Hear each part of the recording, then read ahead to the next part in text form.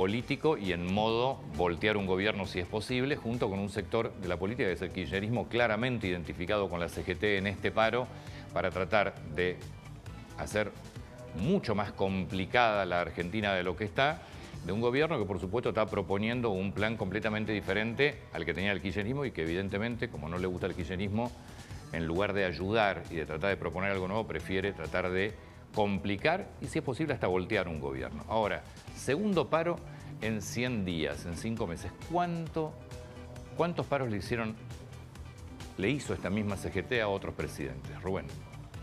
Bueno, vamos a analizar otras, no tanto en cuanto a la definición de por qué se tomaron estas decisiones. El primero, obviamente, es Raúl Alfonsín. Estamos hablando de 13 paros generales que tuvo Raúl Alfonsín en 5 años y medio de mandato. Obviamente esta fue la presidencia más fuerte. Había de todo aquí.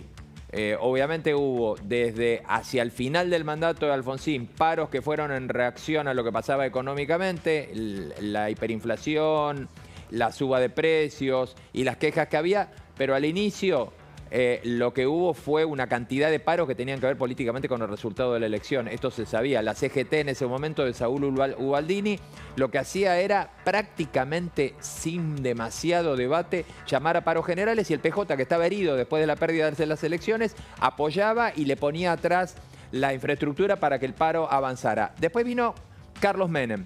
Carlos Menem, que tuvo en 2 mandatos 8 paros. Está claro que si tomamos la cantidad de años que estuvo Carlos Menem en el gobierno, los 10 años de su 10 años y pico, más de 10 años que estuvo Carlos Menem, fue el que sufrió menos cantidad de paros, pero aquí había otros contenidos, porque la mayor parte de los paros duros que sufrió Carlos Menem tienen que ver con el impacto de lo que vino cuando Menem empezó las reformas en el Estado. Y recordemos que ahí la CGT empezó a cruzarse con el proceso de privatizaciones, las huelgas en el norte. Cuando comenzó el proceso de los Altos Hornos, allí se puso más dura la cuestión, el cierre de fábricas, el tema de ferrocarriles, ¿se acuerdan? Ramal que para, ramal que cierra. Esto generó y fue alimento de muchos de los paros, o por lo menos iba sumando al contexto de los paros. La explicación aquí básicamente era esa, porque acá este es un gobierno obviamente que era peronista. Fernando de la Rúa, por concentración, creo que si vamos al porcentaje, tuvo más cantidad de paros todavía que Raúl Alfonsín, y básicamente porque soportó 8 paros nacionales en un gobierno muy complicado. Recordemos que terminó poco después de la elección de la renovación legislativa. Con de la Rúa también el alimento allí de los paros fue, en primer lugar, el comienzo turbulento en diciembre del mismo año del proceso de ajuste de la Rúa, proceso en el que el propio radicalismo estuvo involucrado, y Franja Morada, cuando se anuncia en diciembre de ese año el primer proceso de ajuste, que el peronismo lo toma también y lo usa en contra del propio gobierno, ya alimentando. A 4 meses de haber llegado Fernando de la Rúa al gobierno, ya empezaban a detonarse los primeros paros generales. Eduardo Duhalde, que hereda la situación de crisis de Fernando de la Rúa, tuvo 2 paros en un momento en el que las reformas ya se habían hecho. Este proceso, este momento de la historia, dentro de varias décadas, calculo que se va a analizar de una manera totalmente distinta de como lo vinimos viendo hasta ahora, pero hereda una situación en la que Argentina ya estaba cambiando, su economía estaba cambiando, los precios de las commodities estaban cambiando. ¿Qué tiene que ver esto con los paros? Había más plata dando vuelta, está claro. Vienen las reformas, viene la salida de la convertibilidad. Argentina pasa la crisis de la devaluación, pero claramente la economía del país ya estaba cambiando. Y cuando la recibe Néstor Kirchner, que tuvo un solo paro, ya había cambiado definitivamente. Pero había cambiado acá, no había cambiado con Néstor Kirchner. Argentina económicamente estaba evolucionando de otra manera. La redistribución del ingreso en Argentina ya estaba manejándose en otros términos. La economía estaba reactivándose.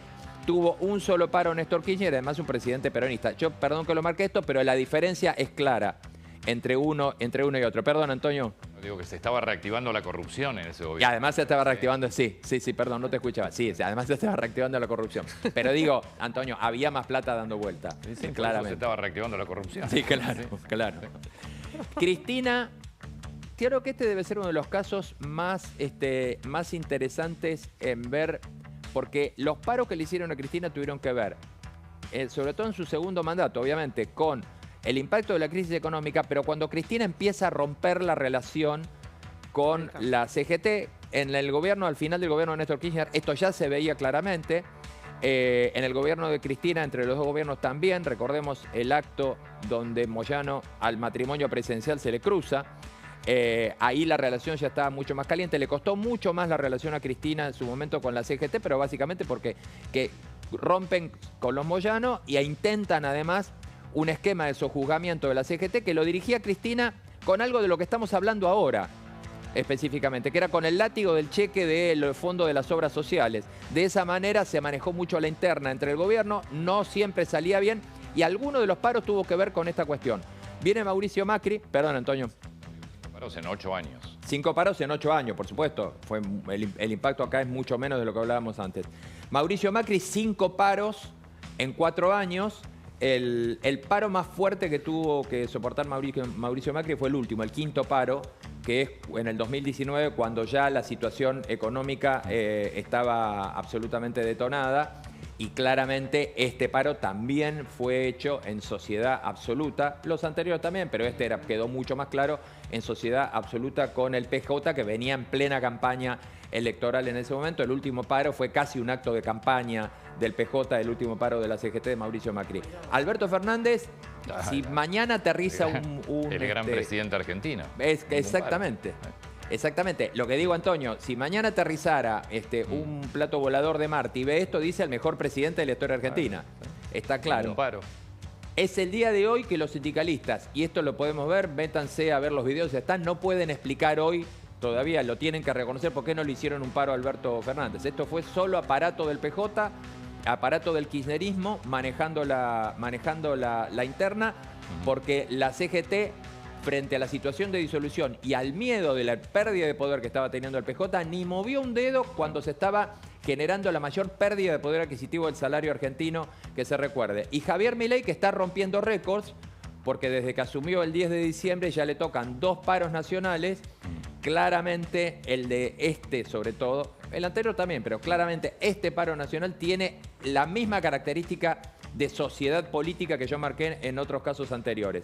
Este paro públicamente está declarado por algunos sectores del PJ como un intento de obstruir la votación de la ley bases y un intento de obstruir medidas económicas del gobierno. Ni siquiera tiene el elemento específico de hablar de un porcentaje de una negociación específica de salario, es directamente relacionado con las medidas económicas y con lo que quiere votar el gobierno en el Congreso. En esto Milei está rompiendo un récord. Bueno, gracias Rubén. Nos vamos a uno de nuestros móviles. Está el señor Nacho Damonte por allí andando en colectivo.